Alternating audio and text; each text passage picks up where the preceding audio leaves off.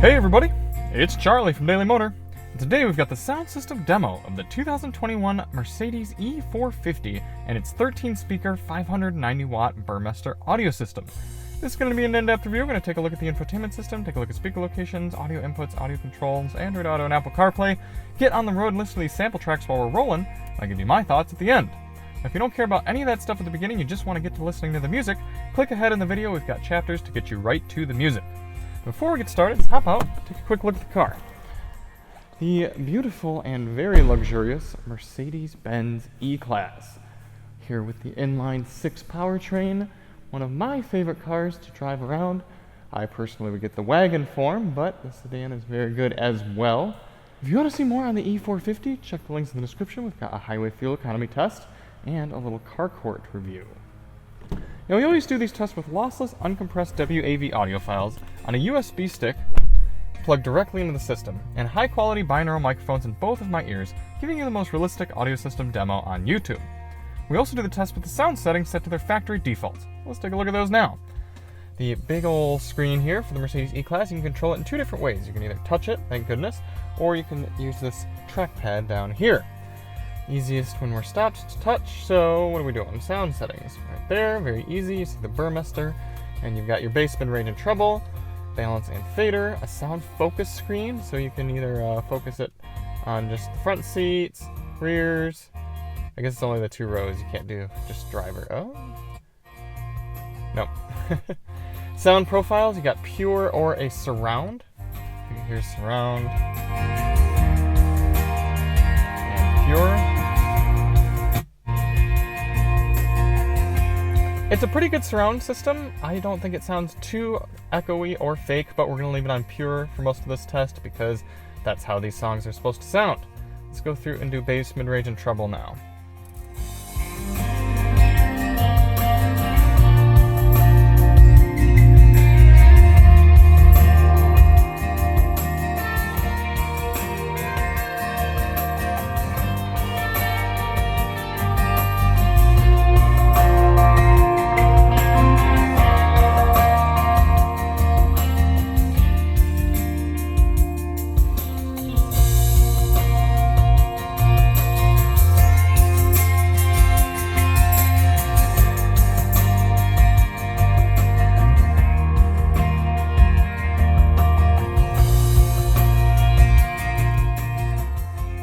Over here on the general screen, you've got some other kind of audio menu settings. It's not really sound settings. For audio controls, you have a very nice volume scroller right here. You can kind of do it with your thumb or your forefinger, but unfortunately they got rid of the volume scroller on the steering wheel. I always really liked that about Mercedes, and Mercedes-Benz just seems keen on making their systems harder and harder to use, so now it's a touch-sensitive scroller. So much more difficult to get the sound specifically where you want. And if your fingers are a little sweaty like mine are now, it's an uncomfortable grip. It was so nice to just have a good scroll beforehand. For track selection, this gets even worse. You have no real physical track selection buttons. You have to be, pretty much if you're on any screen, like say I were in, where's my nav? If I were in the navigation and I wanted to change tracks, I would press this forward and backward, and then I could swipe back and forth. But I thought in previous Mercedes you were able to just swipe up here, and it doesn't seem to do that anymore. So it does require a few different motions. And then if you just want to do it with the steering wheel, I could be mistaken, but I don't think there's an easy way to do it. You can, because this works as a trackpad similar to this. It's kind of a thumb pad. You can move around the screen. So you'd actually have to go home and then over to media and then down.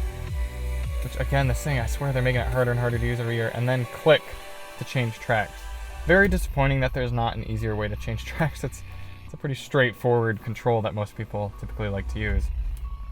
For audio inputs in the E450, it's kind of split up between the radio screen and the media screen, but you have your standard AM, FM, Sirius XM satellite radio, Bluetooth, USB-C with Apple CarPlay and Android Auto support, and that is it. So what does that mean you're missing? Well, no disc player, no 3.5mm auxiliary input jack, and also no USB-A, which gets a little difficult. And I also find it funny that Mercedes included a USB-A to Lightning connector here, but yet there's only USB-C, so that is a thing. And you also don't have wireless Apple CarPlay or Android Auto. Bit of a disappointment for a luxury vehicle like this.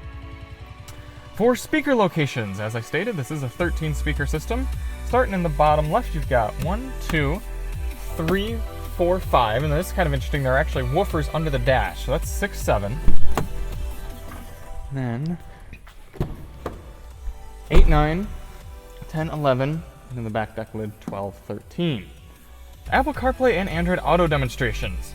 Now, as we stated earlier, the car is all USB Type-C, and that's a bit of a bummer because I only have one Type A to Type C adapter for my devices. So I'm going to have to unplug the music here, plug in our cable. We're going to start with Android Auto.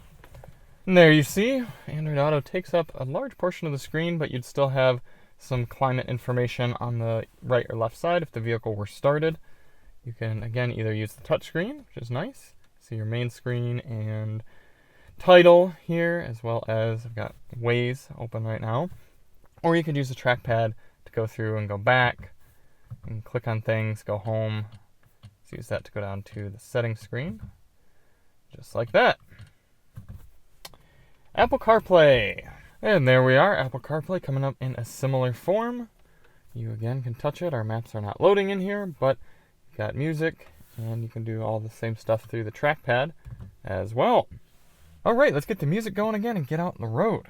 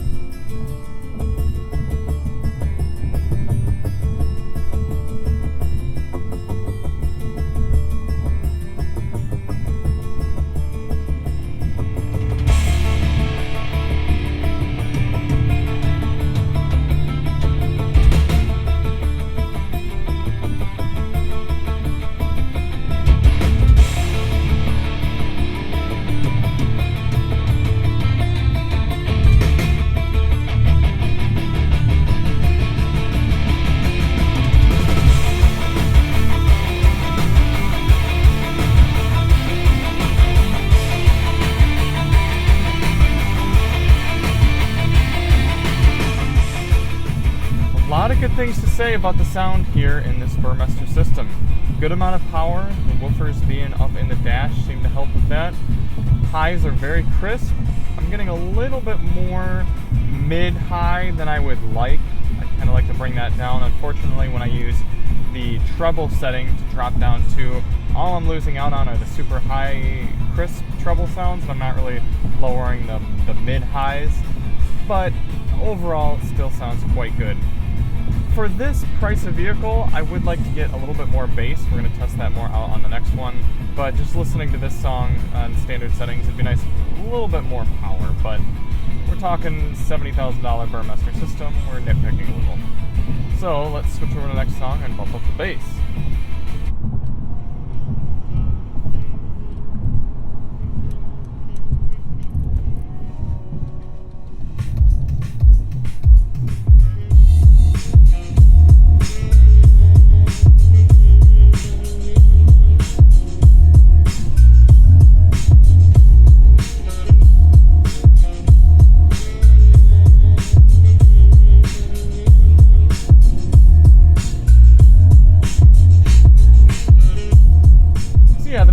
Strong enough for most of your casual listening, but I think when people are getting the upgraded sound system in a Mercedes E-Class, they would expect a little bit more power and a little bit more rumble, more mirror shakeage, something really impressive.